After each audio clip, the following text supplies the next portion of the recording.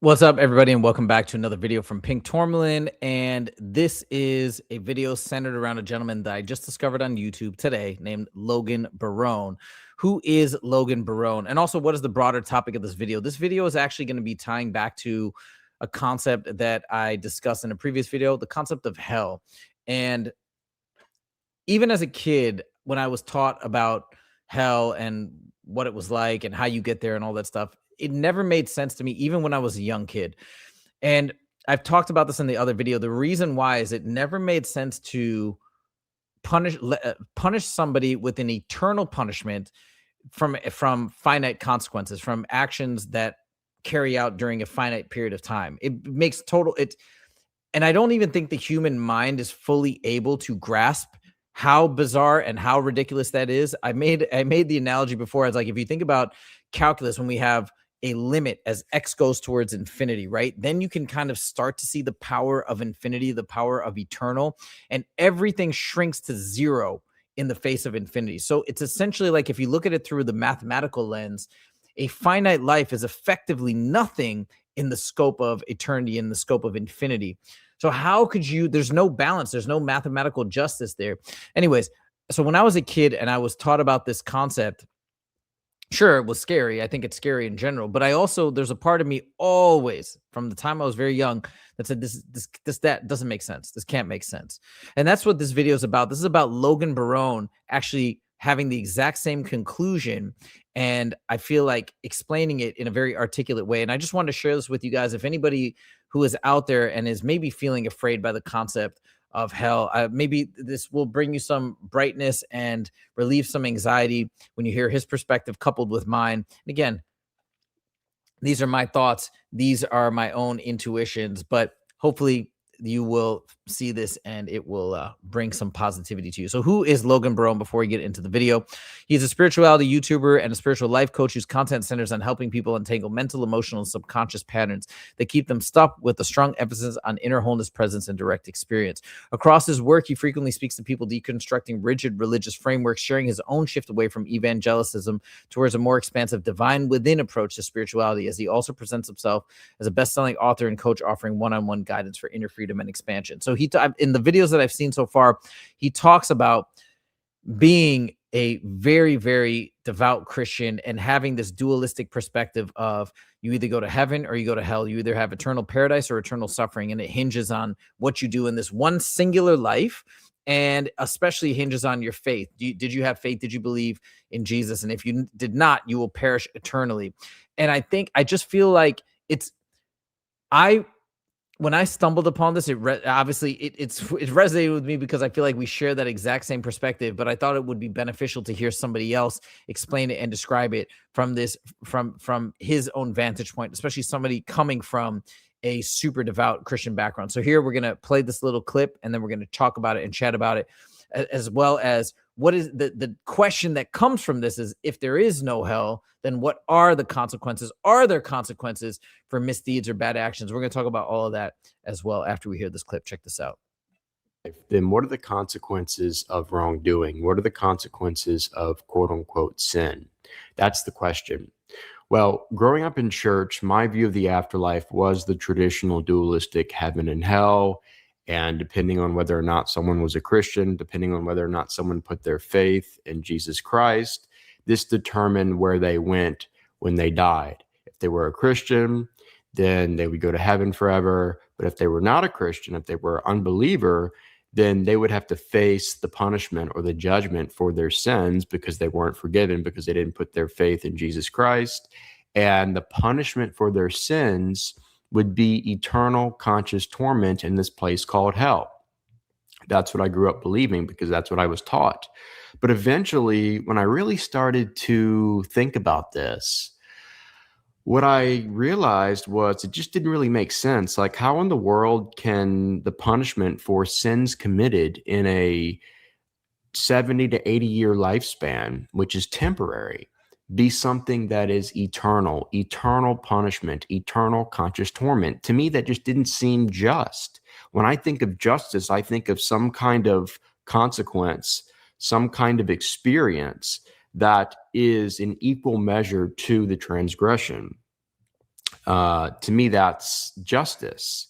But to say that the punishment for sins committed in a temporary amount of time, in a 70 to 80-year lifespan, or however long someone lives, is eternal conscious torment in this place called hell. And not only that, but it's inescapable. So once you're there, there's no way out. There's no second chance. There's no opportunity for repentance. And the person has to consciously suffer and experience torment forever and ever and ever because of sins committed, again, in a temporary amount of time. That just doesn't make sense to me. That's not justice. And so when I started to move past the Christian fundamentalism and the indoctrination, and I started changing my mind about so many of the different doctrines and teachings that I was led to believe were absolute truths, one of the main areas I started to change my mind about was this whole notion of hell and the afterlife,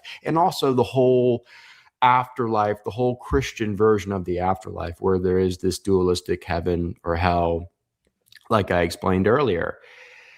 And so when I started questioning this and I started learning about other potential scenarios of the afterlife, and I started looking into near-death experiences and studying many of those reports and hearing about different experiences and different understandings of what it's like on the other side, one of the first questions that came up in my mind was, okay, if the afterlife is not like I've been led to believe, where it's this traditional Christian version of a dualistic heaven and hell, then what does justice look? What does justice look like? Again, just going back to everything he said, I just feel like he explains that so perfectly in terms of it just not making sense for a finite period of time, which again, effectively, if you compare a finite period of time to infinite time, it's effectively nothing. It's effectively zero. So now he comes back to that question. He raises that general question. So what does justice look like? And again, I'm not saying I know this by any means, but from my investigation, I'm starting to uncover answers that seem to make a lot more sense via NDEs. If we start to change the framework from a singular life to multiple lives or parallel lives, or however you want to explain it, now it starts to make more sense that the consequences of injustices or pain inflicted on others could be remedied by subsequent lives, where then you're then put in these positions where you're the receiver of these injustices, you're the receiver of these painful experiences. And maybe that is something that people have to go through. This again resonates with that idea of karmic debt. So that, to me, if we remove this idea that it's one life to make it or break it, and that's it, and this is all you got, and then you're done. Now, if we change this to the other idea of multiple lives, the consequence idea starts to make a lot more sense. And by the way, pretty much every NDE that I've listened to, they often talk about life reviews. They often even look at their previous lives, lives that might be coming in the future. And so that notion, I just bought that book, Many Lives, Many Masters, talking again about past life regression. So it seems that this is just not out of thin air. This is something that many people talk about. And some actually religions do talk about this idea of reincarnation.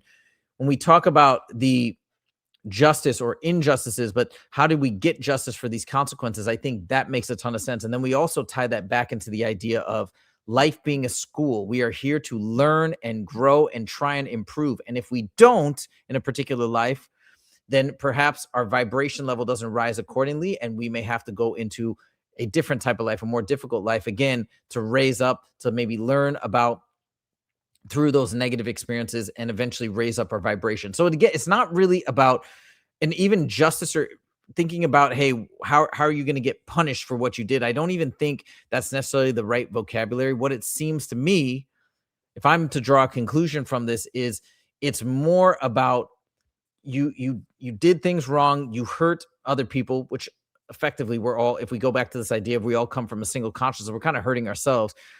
So you have to unwind those negative thoughts, negative emotions, negative actions, and maybe you have to do so in a subsequent life by being a receiver and then developing empathy, perhaps. Again, this is just off the top of the dome, but then you learn what that's like. You change you change your mind about wanting to do those negative things, and then maybe your vibration raises up. And so again, it's not really getting punished. It's learning from whatever you did negatively now to whatever you receive negatively, and then everybody improving. Anyways, these are just thoughts off the top of my head in terms of how this could all fit together. But the main thing I wanted to showcase here was this very elegant discussion and basically layout of why hell as a concept just simply doesn't make sense, at least how it's generally described as a place of eternal torment. I thought the same thing. Like I said, from a young age, he is kind of chiming in and saying exactly what I was thinking back then and now as well. So just want to share that for you guys. Anyways, let me know your thoughts in the comments. Thank you guys so much for joining, and we'll see you in the next video. Take it easy.